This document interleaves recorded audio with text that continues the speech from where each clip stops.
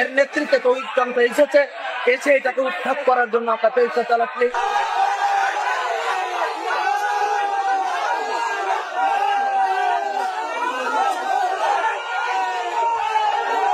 এই ঘটনা ভয়াবহ। মব সন্ত্রাসের সবশেষ উদাহরণ এটি। এই ঘটনায় যথারীতি আইন শৃঙ্খলা রক্ষাকারীর ভূমিকা হতাশাজনক।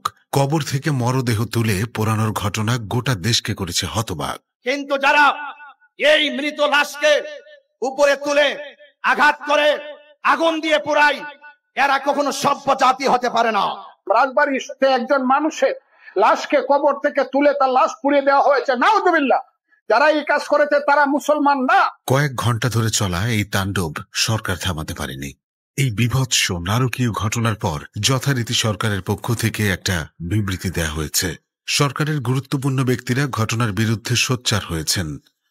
এবং মব জাস্টিস যখনই হচ্ছে, আমরা তখনই শুধুমাত্র বিবৃতি দিচ্ছি না, মবের সাথে যারা জড়িত তাদেরকে গ্রেফতার করছি, তাদেরকে আইনি প্রক্রিয়ার মুখোমুখিও করছি।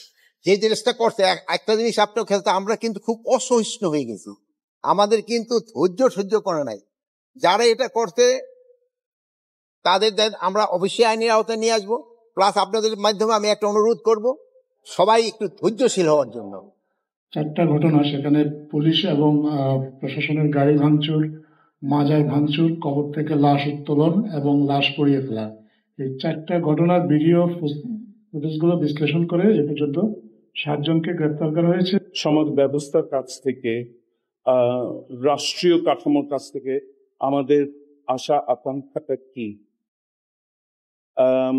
সেটা অনেক সময় আমাদের ব্যক্তিগত আমরা হয়তো ভাবে মনে করি যে সেই আশা আকাঙ্ক্ষা পূরণ হচ্ছে না, কিন্তু সেখানে প্রশ্ন করতে হবে, ওয়াজ আর অবজেক্টিভস রিয়েলিস্টিক? আমরা কি একটু বেশি চাইছি? আমরা কি খুব তাড়াতাড়ি খুব অনেক দূর এগিয়ে যেতে চাইছি? একটু বোধহয় সহিষ্ণু হতে হবে, একটু পেশেন্স হতে হবে এবং একটু রিয়েলিস্টিক হতে হবে। প্রশ্ন উঠেছে, বিবৃতি দিয়ে কিংবা নিন্দা জানিয়ে কি সরকার দায় এড়াতে পারে? রাষ্ট্রের কাজই হচ্ছে সকল নাগরিককে সে জানমালের নিরাপত্তা দিবে এবং সকল নাগরিকের জন্য সুবিচার নিশ্চিত করবে। এখন যদি কেউ অপরাধ করেছে এই জন্য তার পরিবারের বাসস্থান ধ্বংস হয়, পরিবার তো অপরাধ করেন। কিংবা ধরেন কেউ অপরাধ করেছে সেই জন্য যদি আপনি হাতে আইন তুলে নিয়ে তাকে আপনি নিহত করেন, এই শাস্তি হয়তো বিচার ব্যবস্থা তাকে দিত না, আপনি দিয়ে ফেলবেন।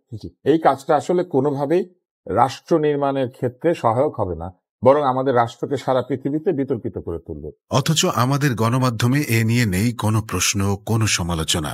কেন? গণমাধ্যম কি তাহলে এখন সরকারের সমালোচনা করতে ভয় পাচ্ছে?